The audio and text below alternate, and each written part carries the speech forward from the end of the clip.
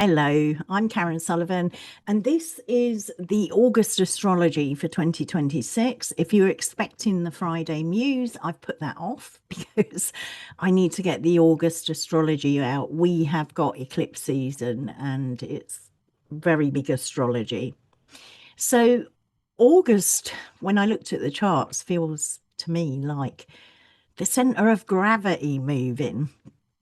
So we're going to begin the month with that Sun and Jupiter together in Leo. They've had their Cazimi some time ago, a week ago. I'm recording this on the 24th of July. So yeah, it's just been, but by the time you see this, it would have been a week, 10 days ago. But this is going to continue to amplify those questions of leadership, authority, and visibility. And then we're going to move into that total solar eclipse in Leo, followed a few days later by the nodes moving axes. They're changing signs. This is a big thing. They're the nodes of fate, the nodes of the moon. By the end of the month, the atmosphere is going to get a lot more sober. So those promises that were made beneath that bright Leo sky are going to have to meet practical reality. And that partial lunar eclipse in Pisces at the end of the month is going to draw our attention towards the human consequences of the larger changes taking place. So we have a great deal happening this month. It's a very impactful month, as July was. But there's one central story that's holding it all together. August is going to be asking who occupies the center, how power is being expressed, and whether our social structures can continue to revolve around the authority of one single figure. Before I delve right into the astrology, what I do find really interesting is in July's astrology. It's on my videos if you want to go see it. I was talking about bottlenecks in the movement of trade. That has definitely stepped up a gear. We got the renewed war with Iran and America, and that Strait of Hormuz. There's all sorts of threats, and mainly coming from the American side of what is going to happen.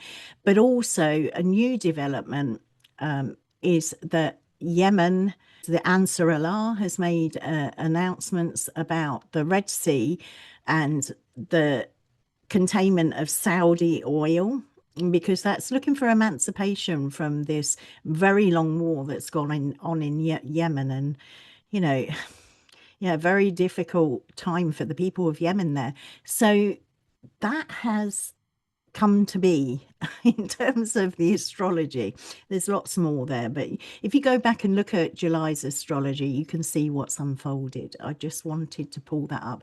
It's going to continue this bottleneck of the movement of oil and the implications that has for global movement of oil and the impact on prices, our shopping, and also farming, etc. So expect some more constraints there, because we've got another country in the picture shutting off those passages through particularly for the oil. That authority around one figure that I was talking about, that is going to be present right from the beginning of the month. On the 1st of August, the Sun and Jupiter is still close together in Leo. And Jupiter expands whatever it touches. It does lots of other things, but I'm looking at this expansion. So we got that solar principle being magnified here. So what does that mean? We might have leaders being more confident. We've got that already. Public figures can dominate the conversation in this first week of Leo. There might be announcements and gestures that take on like really grandiose or theatrical quality. I suggest you go look at Trump's tweets. My goodness, he is fully channeling that hubris, really. It's quite disturbing, jokes aside. So the sign of Leo is associated with that creative authority, the need to express something from the heart. So at its best, it's going to offer warmth, courage, a willingness to take on responsibility. But under pressure, the same sign can become completely absorbed in recognition and personal importance. So look for leadership Look for leadership and people who are, in the limelight, those solar figures who have that sense of grandiosity, okay? And watch them, and you'll see these archetypes just speaking through them, mainly the shadow expression of them. So we got that Sun and Jupiter carrying the energy of their oppositions to Pluto in Aquarius. I spoke about that last week. And this gives the opening of August a really powerful tension between the central figure and the wider collective. So Pluto in Aquarius is describing the transformation of our social structures, networks, and systems, and it's speaking to the growing power of technology in the way collective movements can reshape political and cultural life. So people, if you're involved in activism, this first week of August could be pivotal. Yeah, get going, people. But Jupiter in Leo is continuing to activate those larger outer planet aspects. That's been building in the background for a long time and will continue for some time. But Jupiter is in supportive relationship with Uranus and Gemini and Neptune in Aries, but it's standing opposite to Pluto in Aquarius. So this is connecting with the visible world of leadership and much deeper changes taking place through technology, ideology, and collective organization. So it can produce a strong sense for us that history is accelerating. I think many of us have been experiencing that for some time, but it's going to become quite poignant this first week of August and throughout August, I think. We might have new ideas emerging really quickly and gathering large audiences. We see that with AI and all the discourse around AI. But it can also be a leader or a political movement or even a cultural figure that can come to embody that huge social story. So really watch for that this month. But we do have vision within this pattern. I've talked already, but there's a possibility of inflation. So beliefs can become larger than the evidence supporting them. We're seeing that in West Asia. And political or spiritual narratives can take on a life of their own. Again, just look to West Asia for that. Jupiter can enlarge hope, but it can also enlarge certainty. So in these opening days of August, they're going to carry lots of confidence. But the foundations beneath that confidence are shifting. They're still shifting. Okay. So it might be misplaced confidence, all this confidence in what leader's going to do what. Yeah, there's a shifting going on in the depth. We got Pluto, Lord of the Underworld, there sitting opposite in Aquarius. We also have Venus in Virgo, and it's forming a close square with Mars in Gemini. So this is going to create fiction around relationships, values, and negotiation. All these negotiations going on at the moment. So Venus in Virgo is going to want practical solution. So she understands exactly what's useful and what it is that needs the attention. But Mars in Gemini moves rapidly through arguments and competing information. So you may get a lot of that out on social media or on the legacy media, if you still listen to that. And yeah, there's going to be that huge kind of argumentative stuff going on, and it's in square Venus and Mars, and that is the nature of Mars, and it is tension. So watch when those arguments come up on social media. Perhaps think about what you're going to contribute to on a larger scale rather than knee-jerk reaction to what is said there. But this square can create a really busy and agitated atmosphere. So conversations can circle around the details, a lot of conversation around details. But the wider situation is going to continue to change. So agreements can become really difficult because people are responding to different version of events. A bit like when there's a car crash, and if you're standing in a different position, there's a different version of what happened. Okay, so look for that dynamic in whatever you're engaging with throughout this week. But there's probably going to be tensions involving trade, work, communications, and the allocation of resources. Because within all this global unrest, people's needs totally overlooked at the moment. People are really struggling globally, some more than others. But even if we haven't got wars, we are struggling with bills and rent and all the rest of it. But if we look at it this way, there's a really strong contrast here. We've got the Sun and Jupiter in Leo making large claims about the future, and Venus in Virgo is looking closely at what can actually be maintained. So that might be something you need to do, have that large picture, but don't make a claim because, as I said, underneath things are shifting. Look at what can be maintained with Virgo. Virgo's brilliant for dissecting the information. And as we move into the week beginning the 8th of August, the eclipse is approaching and that atmosphere becomes really concentrated, okay? Eclipses were seen in ancient astrology as omens. They used to replace the king because it was a bad omen for the king, the solar figure. Okay. I will be doing, talking about solar figures, I will be doing on the 3rd of August. I'm in the middle of making it, writing it. I'll be doing a special eclipse astrology report on that the 3rd of August, and I'll be looking at two leaders with very contrasting charts. We have got that eclipse going from Iceland, Greenland, down the North Atlantic, down to Spain, hitting the tip of Portugal. So you can make an educated guess at whose charts I'm looking at, but they've got very different styles of leadership. So I'm going to be having a look at them. And then on the 10th of August, I'll be bringing it down to us individual and doing the horoscope. So we'll have a bit of that's why I'm doing the August astrology on the Friday Muse slot. Okay. But it will come down to the personal. So we got that Sun moving through Leo, and Venus at this point is going to enter Libra. So she rules that, it's her domicile. So Venus is going to be activating the outer planets now. She opposes Neptune in Aries, and she's forming supportive trines with Uranus in Gemini and Pluto in Aquarius. So this for me is an absolute extraordinary pattern to be forming around that total solar eclipse in Leo. The way the outer planets are sitting, nobody can locate that in our history. It's extremely new, okay?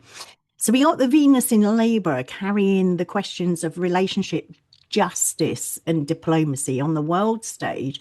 This is, this is a good thing archetypally. Let's hope she pushes through with it. So her connections with Uranus and Pluto can really open the possibility of significant change within alliances and social relationships. So new agreements may emerge. Again, we are very focused on West Asia and what's going on there. So please keep your eye on it because this is going to be working out there.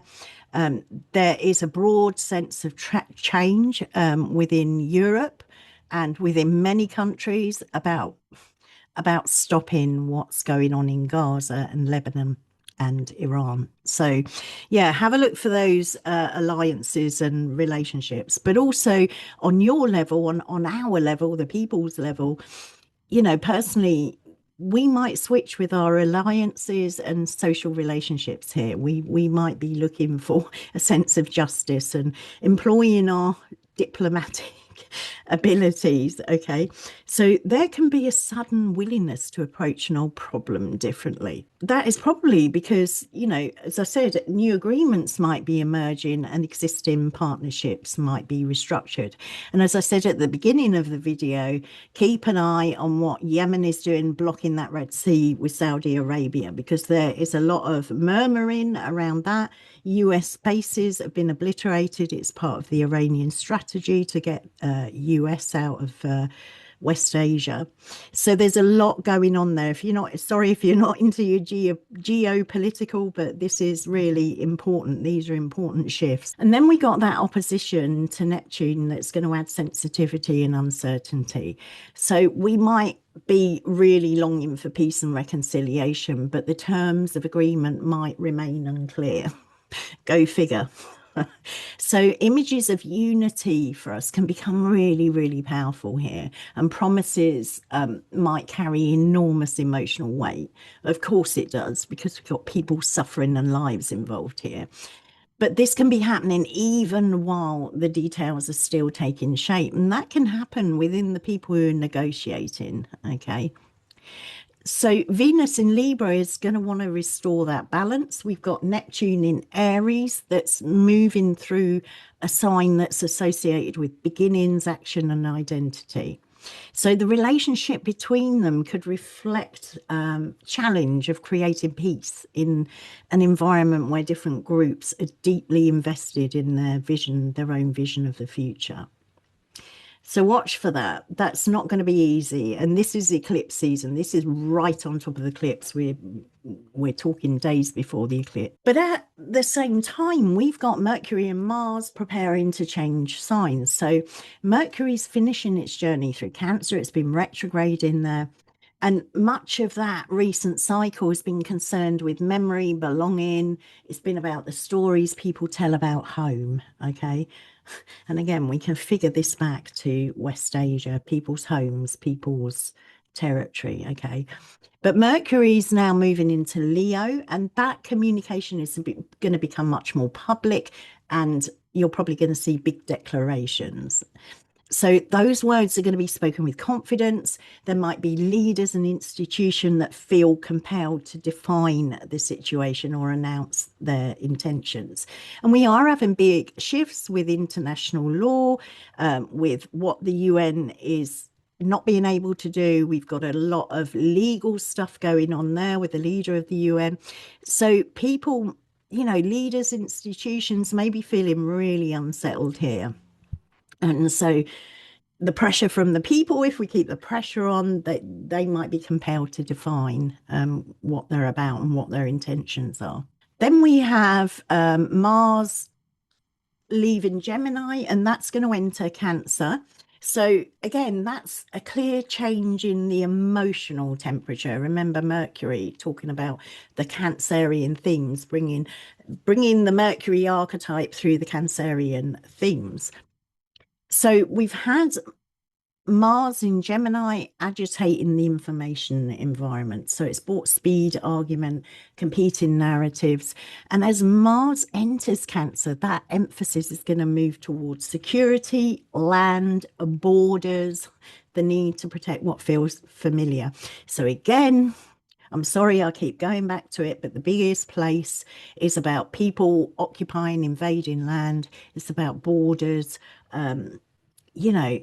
People need security, they need to protect. And in our personal lives, we may have that sense of wanting to protect our own territory, okay? Because Mars is the warrior. Mars is not going to sit back and allow the boundaries and the territory to be crossed. Okay, so Mars moving into Cancer, it's in its fall. Okay, it's exalted in the opposite sign of Capricorn. So it can struggle. Mars can struggle to bring its archetypal signatures and associations through. So what does that mean? Action can become really emotional and defensive. So decisions, and we do need to look for this in our own life, they can be driven by fear or loyalty rather than clear strategy. So there can be a strong instinct to defend home or territory, even when those wider consequences are difficult to judge. Yeah, I'm really sorry if you don't like the politics, but I have to say this is really occupying what's going on out there in West Asia. And we see countries that are driven by fear and by loyalty, okay, without clear strategy and supporting things that basically are completely against human rights. So then after this is the backdrop to the solar eclipse in Leo on the 12th of August. So solar eclipse in Leo places that symbolism of leadership at the heart of the month.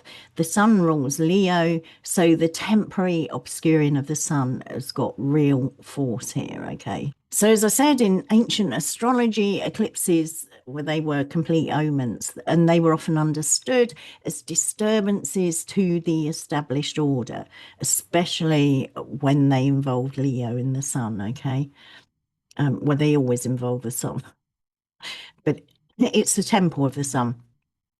So the solar figure represented the ruler, the sovereign, or that person who occupies the center of public life.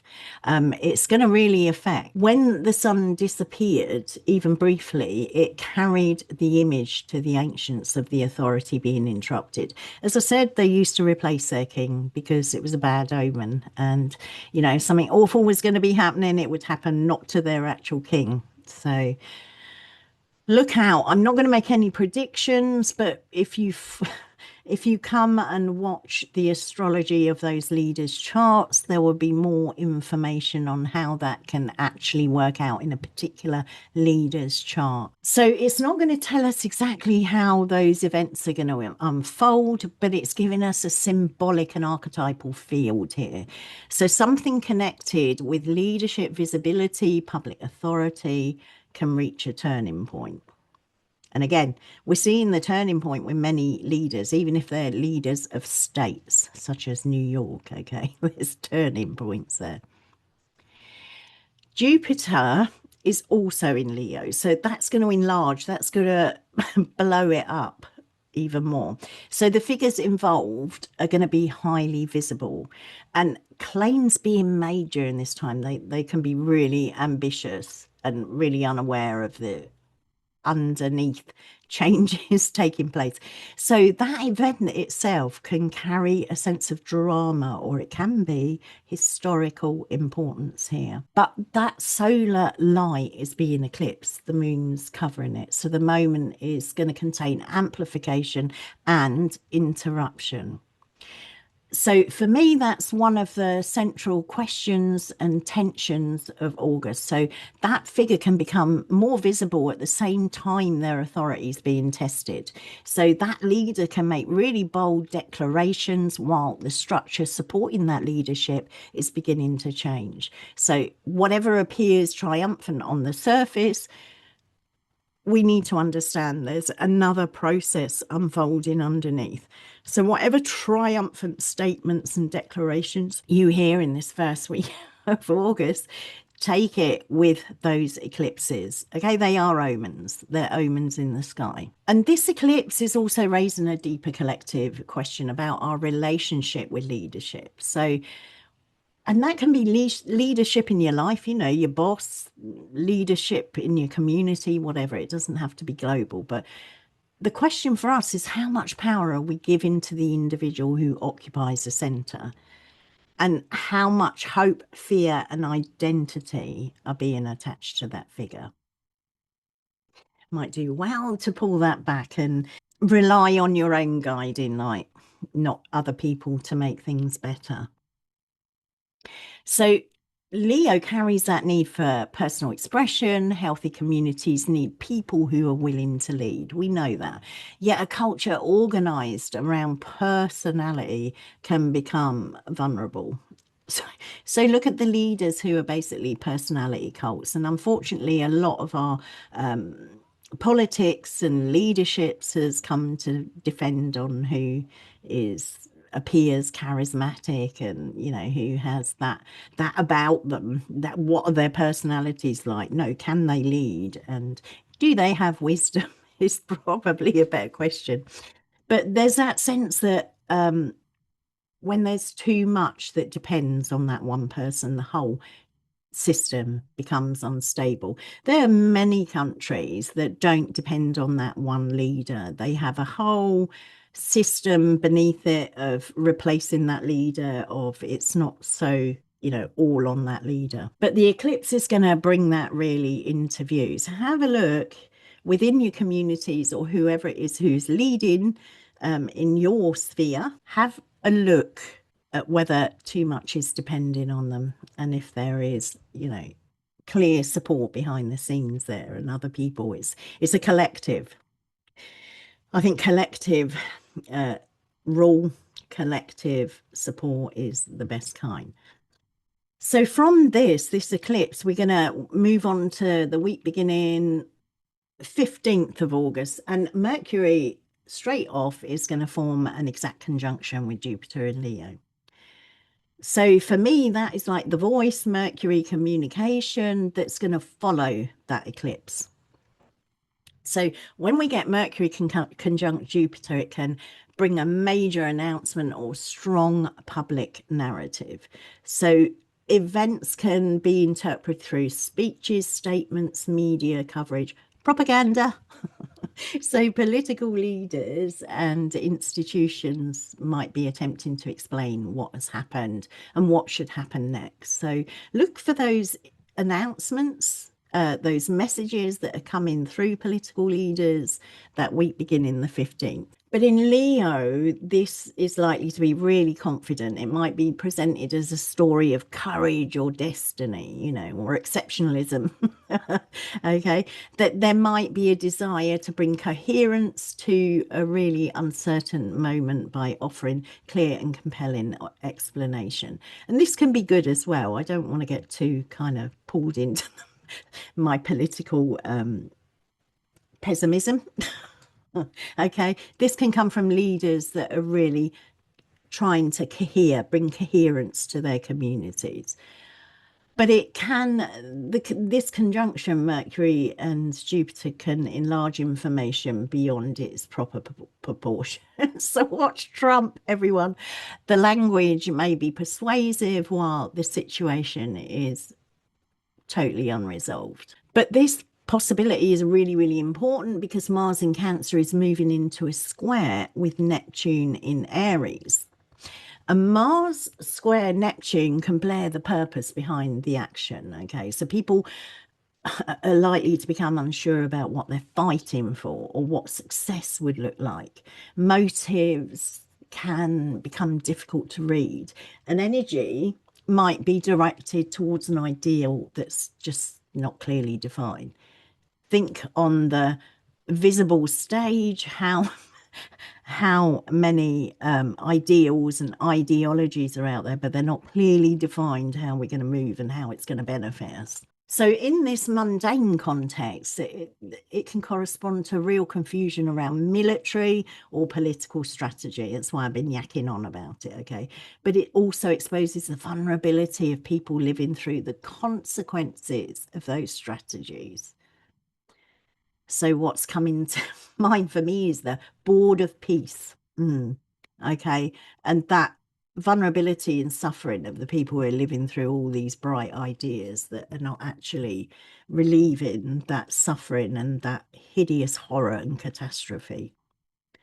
So Mars is bringing us back home again to that homeland and protection, and Neptune can dissolve boundaries and really reveal how interconnected the situation really is. So open up to new information, people. You know, if you're unsure, open up, because, you know, Neptune brings things together. Okay, it loses those sharp boundaries, so we can open to that energetic. So there might be something that's begun as a local or national concern that becomes part of a much wider humanitarian picture. I'm really hoping for huge change, and I'm sure many of you are as well. So we've got Mercury and Jupiter speaking with great confidence in Leo, Mars and Neptune describing the uncertainty within the actions taking place underneath the confidence story. So watch out for the propaganda, those bold statements that this is how it is, this is what's happening. Okay, just look at all the avenues, use discernment, use critical thinking. Then on the 18th of August, we've got these lunar nodes, the nodes of fate, and they're moving into Leo and Aquarius on that axis.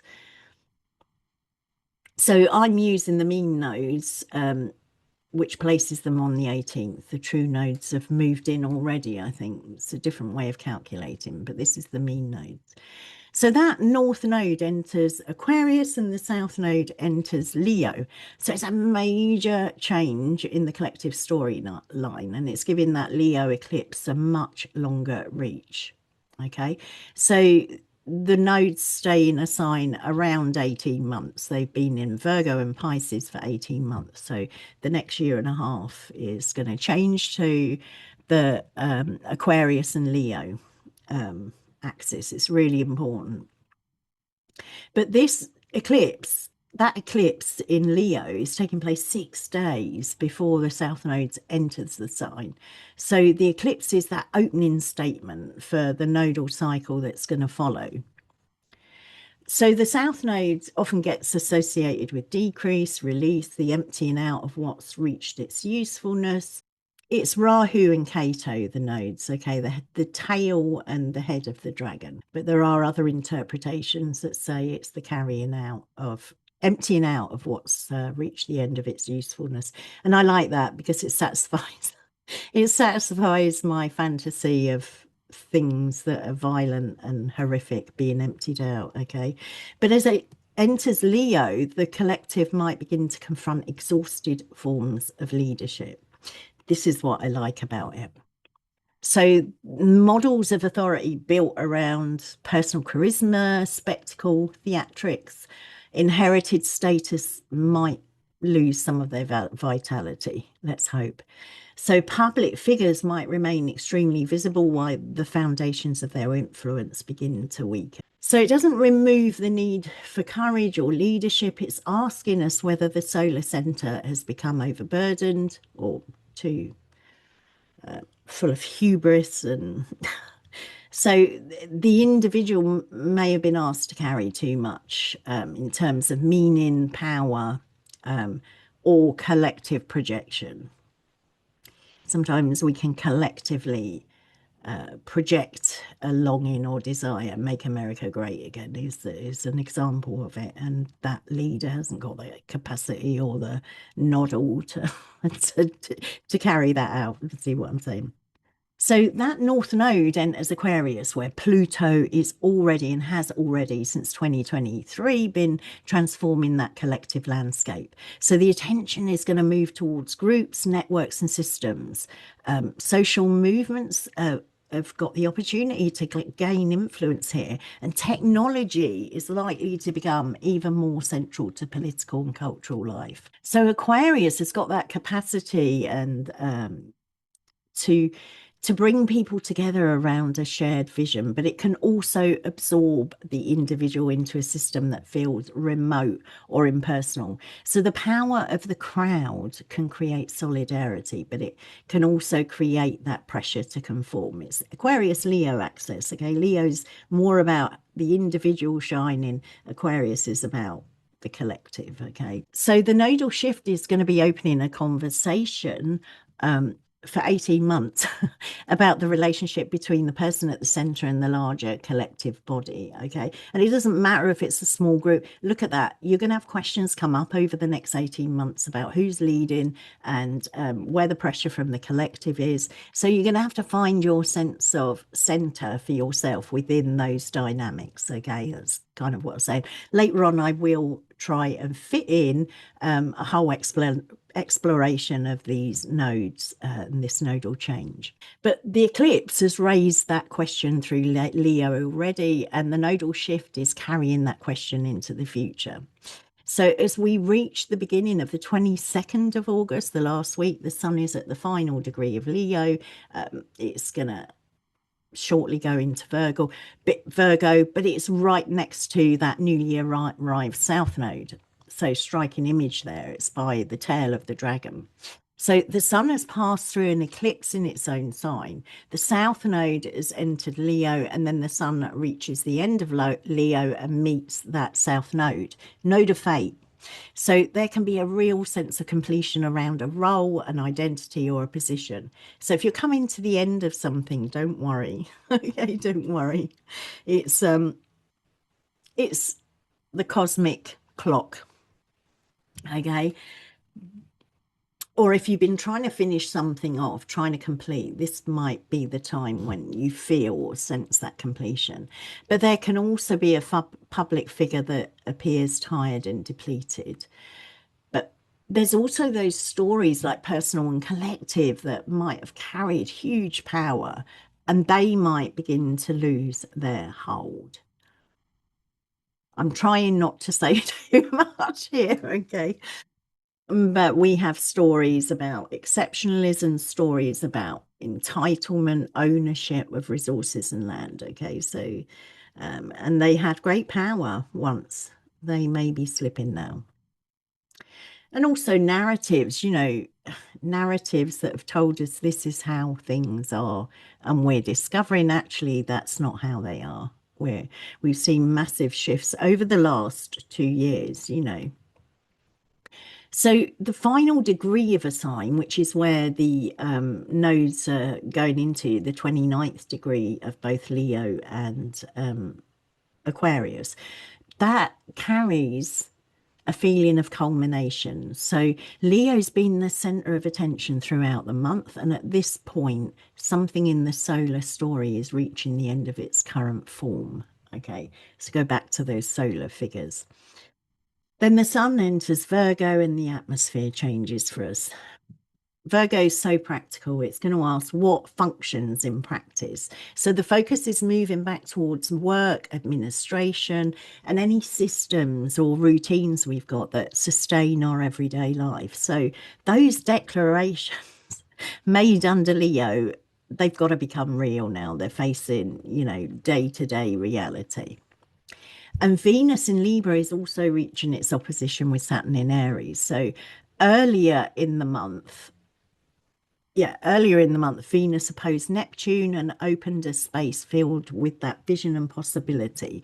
Her trines with Uranus and Pluto suggested that the relationships and alliances could change in meaningful ways. But the opposition to Saturn brings the cost of those changes into view. So agreements at this point will need to be defined. Any promises that have been made or that we've made, they're going to need structure, okay? And relationships are going to be tested by responsibility and time. So any alliances throughout August that are emerging, and they may have started before, some of them definitely started before August, but they might become much more formal. So others might be struggling under the weight of practical demands, and also financial realities can limit what seemed possible a few weeks earlier. So these are real issues for our personal lives, but this might be on a collective, well, it definitely be on a collective scale as well. And that Mars in Cancer is also applying towards a square with Saturn in Aries. That's its home sign. Mars's home sign, he rules it. And that can create real pressure between the urgent emotional needs and institutional limits. So we might have actions being delayed or restricted. And the more frustrated people feel, the more reactive the atmosphere can become. So towards that end week of August, you might see ruptions in terms of people uprising, okay, because they're frustrated. And at the same time, Jupiter in Leo is moving towards that trine with Saturn. Remember at the beginning, I said the end of the month is going to be sober. It's because everyone's meeting with Saturn, that planet of limitation, boundaries. He wants good foundations. He wants us all to come back down to reality. So all that Leo theatrics is meeting with Saturn, okay? But it does offer a constructive expression of Saturn's role here. Jupiter is providing that confidence and vision from Leo, but Saturn brings patience and structure. So it may be whatever arose from the eclipse period might begin to take a real workable form here. Yeah. So Saturn's our gatekeeper. Okay, he's often called, keeper of the threshold. So he's going to be that gatekeeper at the end of August. So those ideas that can accept responsibility might develop. Saturn asks for responsibility, but any actions that are driven by panic or force are more likely to reach an obstruction. So check out, you taking responsibility. It might be a big thing that you need to hold responsibility for, but if your actions are driven by that force and panic, you're going to get obstructed. because Saturn wants to bring wisdom and reality. Okay, he's a real leveler. He's the wise old man, the grumpy granddad. Okay, but looking for the best outcome. So the month then closes. We're not finished with the eclipse, with a partial lunar eclipse in Pisces.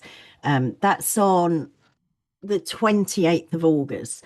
So that's falling across the Virgo Pisces axis where those lunar nodes have been for 18 months. But the emphasis is moving from leadership and visibility towards the relationship between systems and human experience. Okay. Virgo will be seeking order and practical response, and Pisces will open us up to what can't easily be organized. So you might have some difficulties here. Okay, it's going to probably bring collective emotion, grief, and even suffering that slips through institutional structures. All right, make of that what you will, but there's something happening with this lunar eclipse that is almost like the release, the outpouring, okay, of whatever's happened throughout August. So what I'm really saying is this lunar eclipse can reveal the emotional consequences of the decisions and events that have unfolded, throughout the whole month. That's individually and that's globally, collectively, okay? So after weeks of bold language and public display, hopefully something quieter comes into view here. So people probably, and us individually, are going to get more aware of exhaustion. If you're not already, I think a lot of people are already, but there might be a need to process what's happened, whatever has happened through the months, before moving forward. So the collective imagination is likely to be highly, highly sensitive at this point. And people might be finding themselves responding really deeply to images, stories, and events that carry a sense of loss or displacement. When you think what's going on in the world, if you're not already, if you're not already moved by it, maybe you're not looking, but yeah, it's that is going to get heavy around this lunar eclipse. So we have August beginning with the sun and Jupiter shining brightly in Leo. Then it's moving through the interruption of the solar eclipse, and that's a total one, people, followed by the nodes entering Leo in Aquarius. And it's going to reach a point where that bright promise of the month has to meet with Saturn. So practical limits, human consequences that are revealed by that lunar eclipse. So the deeper movement of the month seems to be away from an unquestioned faith in the figure at the centre and towards a more complex awareness of the collective body. The individual is still mattering here, okay? We do matter, as does leadership. And also the creativity and courage are really important, but the future can't be carried by one person alone. And if that's you, this is speaking to, maybe you need to look at bringing support in for yourself. So I think August is inviting us to look at how power moves through people, institutions, and networks. It's asking us to notice what is losing vitality and what is gathering momentum beneath the surface. And if you want to have a look at a contemplation around power and control, I'll put it up there. Okay, I contemplated the myth of control, I think it's called, but it was about power and control. Might be a good one to look at for the August season. But as we move through this month, it's going to help us to remain curious about the stories we're getting presented with. Okay, some will contain real vision. Okay, Leo does bring that visionary leadership, but others are likely to be attempts to hold together an order that's already changing.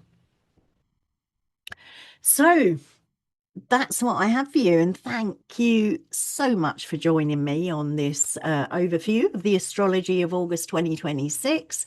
As I said, I'll be looking more closely at the Leo solar eclipse and the Pisces lunar eclipse in the weekly astrology as we move through the month. If you want a reading, nip on over to my website. You can book through there, easy booking, pretty good prices. Good market prices for an astrology read to see how this is, affecting you. You might want a reading for the month ahead or the year ahead, or how these eclipses, we're in big moments. Okay, I'd love to read for you, quite frankly. I do love my astrology. I love to read a chart. I get a little bit overexcited about people's charts when I get them. Yeah. So come on over, okay? And as usual, like, subscribe, and hit your notification buttons if you want to know when something's coming on. And really take care of yourself through this month, okay? Really take care of yourself and don't overdo things, okay? And just watch, observe what's going on, okay? So I will see you on the next one. Bye bye.